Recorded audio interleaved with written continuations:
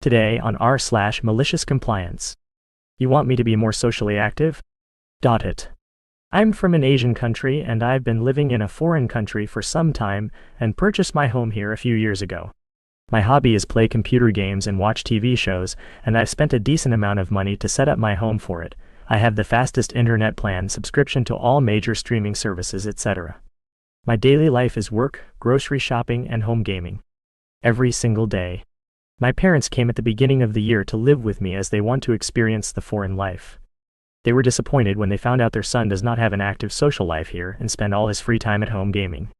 They tried to make me more socially active by telling me what events are happening that I can go to, and how they've been going out every day and made lots of new friends.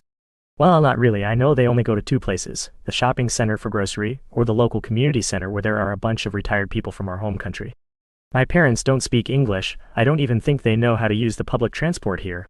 Telling me to go out and socialize has become the topic of our dinner talk every night, and the tension, especially between me and my dad, has become more and more hostile. One night when they mentioned it again, I decided I've had enough. So I started to be more socially active by staying at internet cafe until 11:30 p.m. every day.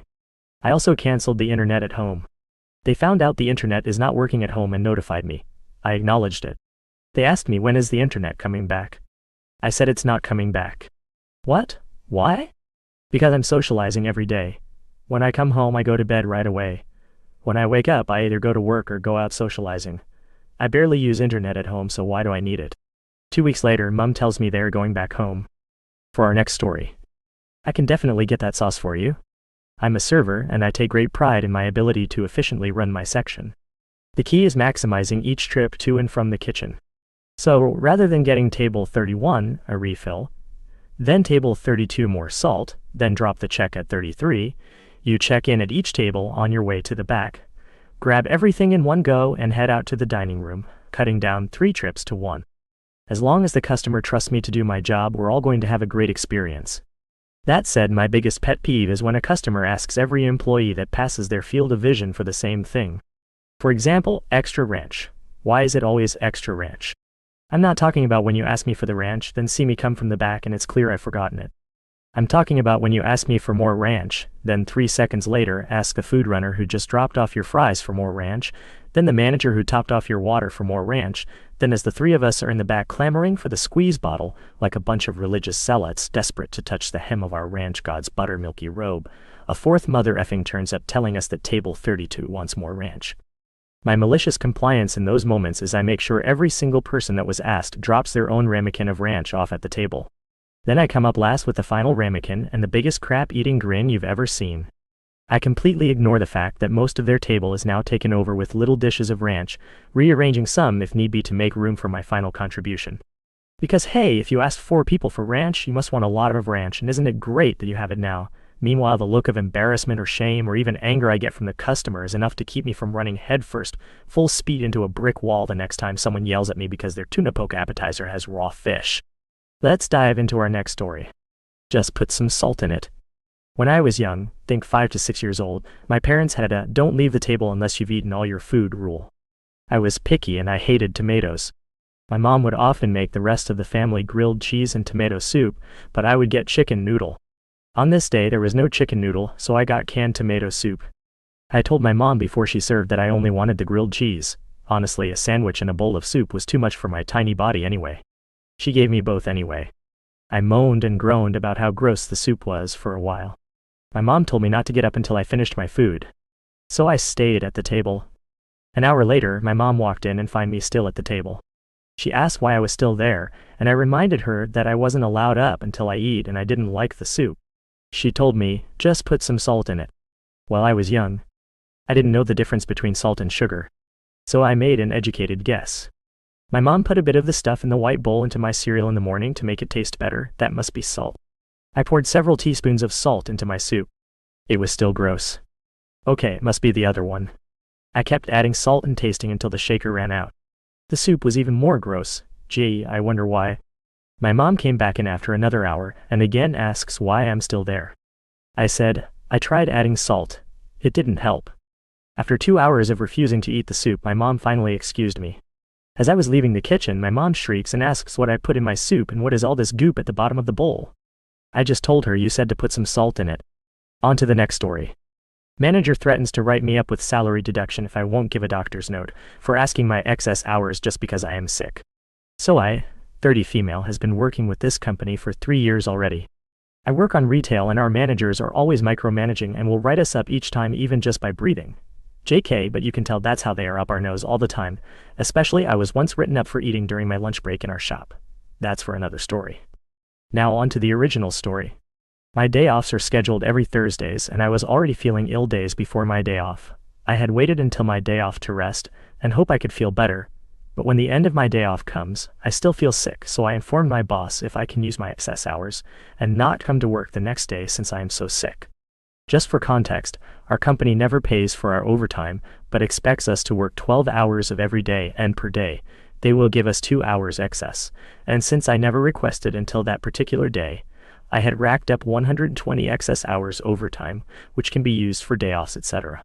I had only requested a 1-day extra off, which would amount to 10 hours to be deducted from my long extra hours accumulated, but my boss threatens to write me up if I don't provide a doctor's note, and she informed me that even if I will provide one, she won't deduct it to my hours. So I comply and went to doctor and take a medical note, and was given a 3-day recommended rest and sent it to my manager. Now she has no choice but to let me have additional 3 more days paid sick leave, and I won't be back to shop until Monday instead of just giving me a day to rest. Now Saturday comes and the shop has a lot of issues without me and my reliever is having hard time coping from work, so my manager calls me, and I didn't respond to any of her messages nor calls and just rested well. Monday came and I reported the company to labor claims and the company was forced to pay me that 120 hours overtime. Checkmate. For our next story. You have to pick me up. For context, my brother is an inconsiderate douche canoe. It was a free day for me. I had a job with random scheduling, so it was either a weekday or a weekend. I'm chilling at home about to cook up something for dinner or late lunch when I get a phone call, 4:30 p.m. My brother called me and expected me to jump up and go pick him up from his job, because none of the family were available on a busy weekend for them. When I say he expected, I mean he called me up and said the exact words, "You have to pick me up." This was before he had his own car and license, around 18. His job was on the other side of town, a full 30 to 40 minutes drive or more depending on traffic, and it was at 4:30 p.m. just before hectic work traffic at 5 p.m. If I had refused to get him, he would have called either of our parents and whined until I was bitched at to go pick him up. Understanding the box I had been put in, a Grinch-like smile grew across my face as I made up my mind. What did I do? I picked him up and then made 3 stops along the way home. 3 long stops. The first was at a gas station. I had been low on gas and he couldn't complain cause I was his only ride. At the second stop, I pulled in at a restaurant to eat inside, Tijuana Flats. The whole time he's complaining that I should take it to go and that we were only 15 minutes from home. The whole time he's whining about me wasting time and that he had to do homework. That homework took like 10 minutes and then he just passed out with his TV and Xbox on. Eventually he even called Grandma to complain. So much so she called me to ask if I had offered to buy him any food. While there, I did. Then told him tough, he wanted the ride, he got it. And finally at stop 3, a supermarket 4 miles from home, I needed a few groceries. Around 6:15 p.m. to 6:20 p.m., when we finally got home, he complained like a B-word to our parents, Grandma and Dad. But when my dad got home from work, he just laughed, gave me a high five, and was like, "Why didn't I ever think of that?" And I was like, "Hey, maybe next time? I'll come along so we can make a few extra stops." P.S. He had been doing the "you have to give me a ride" thing without a please in sight for a while now, and it was starting to get on everyone's nerves. Our last story for today. Serve you a coffee? No problem. I was at my boyfriend's house for a week. BF has planned a card tournament with his friends. Since I'm not interested in card games, I decided to stay in the bedroom, playing games on his computer. I could hear them talking, but I didn't listen until I hear my name. Basically, the friends wanted some coffee. No big deal until one of them specifically wanted me to serve them. BF told him it was a bad idea, but he shrugged him off, saying that it was natural. The friend come to the bedroom and asked me to serve them coffee, and I say, sure. When I come to the living room, BF and all the others boys were shocked. BF asked me if I was alright, and I told him with a big smile, sure. Tight rock.